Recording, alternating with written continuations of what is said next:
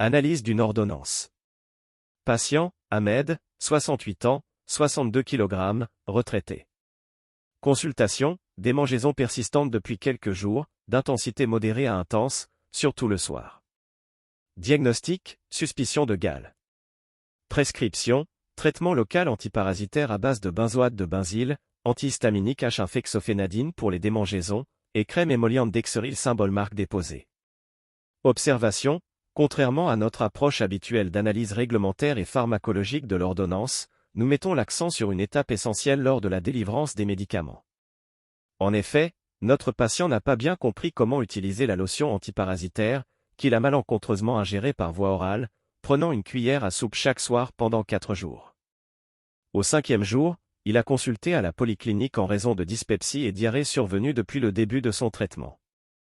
Malheureusement, il n'a pas pensé à apporter ses médicaments pour consultation, et le médecin s'est contenté de lui prescrire un traitement symptomatique tout en lui conseillant d'arrêter le premier traitement.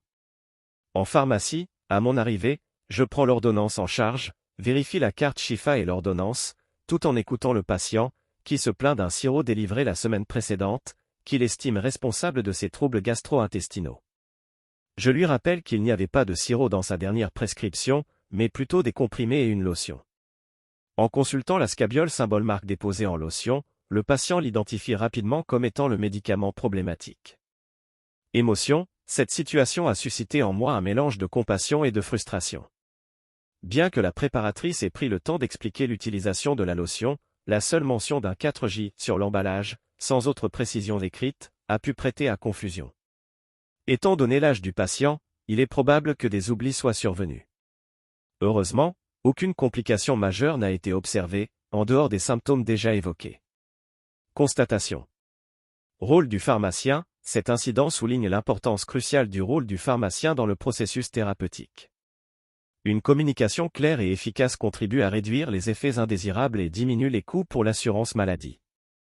Il est donc impératif que le pharmacien s'assure que le patient comprend parfaitement l'utilisation, les bénéfices et les éventuels effets indésirables des médicaments. Responsabilité, il est essentiel que tout malentendu concernant le traitement soit clarifié. Une bonne compréhension de la maladie et du traitement par le patient est un prérequis pour une observance optimale. Une information insuffisante peut entraîner des effets indésirables ou une inefficacité du traitement. Recommandations.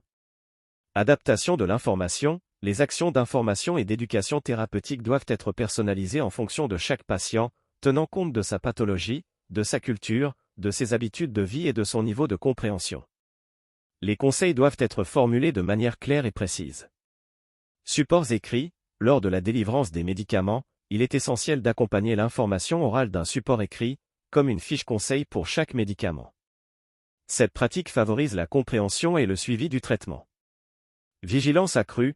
Une attention particulière doit être portée aux ordonnances des personnes vulnérables, comme les personnes âgées, les femmes enceintes et les nourrissons. Conclusion.